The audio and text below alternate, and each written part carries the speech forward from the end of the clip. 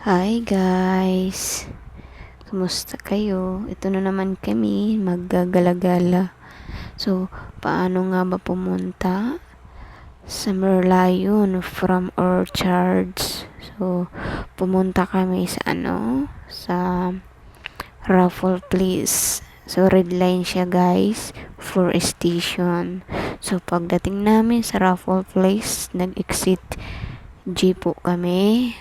Then, nag-turn right kami. So, pag turn right namin, dire-diretso lang yan. So, makikita natin dyan yung may mga gilid sa dagat. So, may makikita tayong, yung Fullerton Hotel. So, dire-diretsuhin lang natin yan hanggang makita natin yung dulo. Yung parang Marina Bisan, makikita natin dun sa may kalsada or highway. So, ito guys, dadaanan natin dito yung palaging sila Manang at Manong nagtitinda ng ice cream. Lalo na pag yung araw, mainit na mainit, may mga malalamig sila dyan. So, pwede kayo dyan dumaan, bumili ng maiinom. May mga pa sila dito, mga estatwa.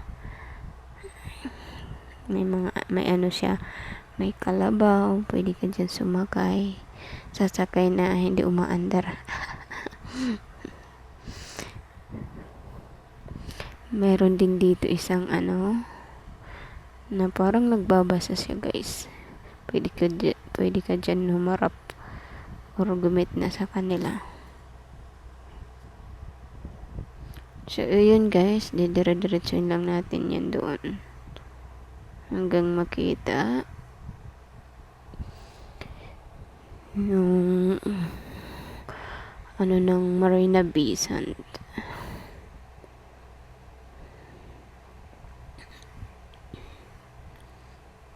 Nasa gilid lang po tayo guys, sa dagat naglalakad.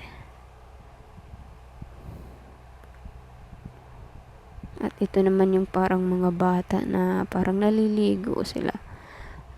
Kung baga sa atin yung parang mga sa mga probinsya na naliligo sa dagat. Ayan yung dalawa nag-selfie. Meron nga pala ako ditong nakita at hindi ko matiis puntahan. Mga tubig. Ayan, nagpicture na siya. Yung pinsan nga pala yan ng ng partner ko, kasi nga yun nga ang dahilan na pumunta ulit kami dito, kasi nga first time niya pumunta sa Merlion. So, sinamahan muna namin para makapaggala. So, hindi muna kami nag-duty kasi special na araw niya. Charot. May mga bangka po dito guys. Ito din po yung parang gusto mong sumakay dyan. Yung kadalasan yung mga nagtutor.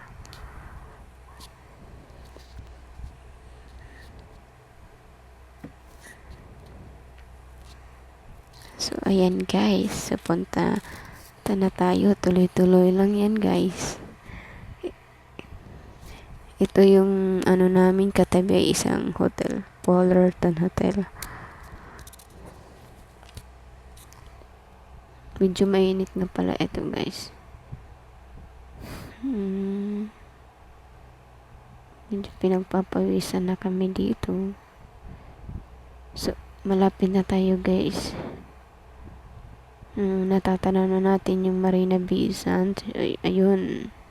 So, pagdating natin dyan guys, tatawid tayo.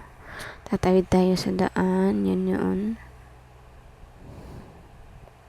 Dire-diretsuin lang natin ulit yan para makita na natin. So, hindi pa kami nakano kasi nag-picture pa sila. So, pinicturean muna namin yung pinsan ng partner ko. So, ayun yung daanan guys. Yun. Yung papuntang Merlion.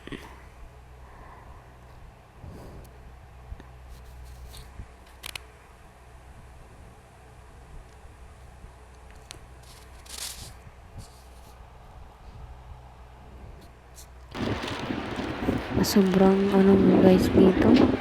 Ang init talaga. Pero mas magandang pupunta ka talaga dito mga alas 4 or alas 5. Pero pag umaga naman, mga alas 6.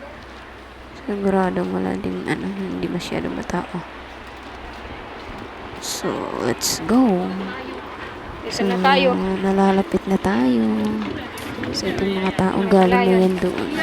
Picture. So,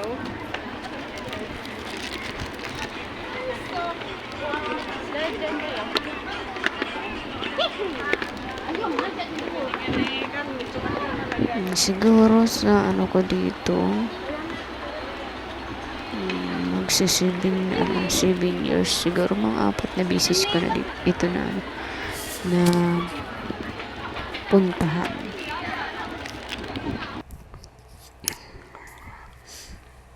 Yan, itong mga tao, tumatambay sila dito. Siguro umiinom or nag-snack, nainitan. Meron pala ditong 7-Eleven. Yan. Bilihan ng mga groceries.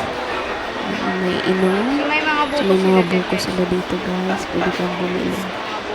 At meron siyempre, May potato pa, oh. Wow. Pa sila, oh.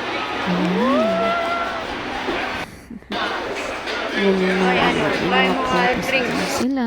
May table din dyan na pwede kang umupo or kumain. So, yan guys.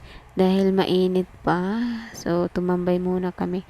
Tingnan mo nga yung mga itsura nila. Mga haggard. So yun, dahil kaya na ng balat namin yung init. Let's go! Kahit pawis yung mga kilikili namin at hita, gura.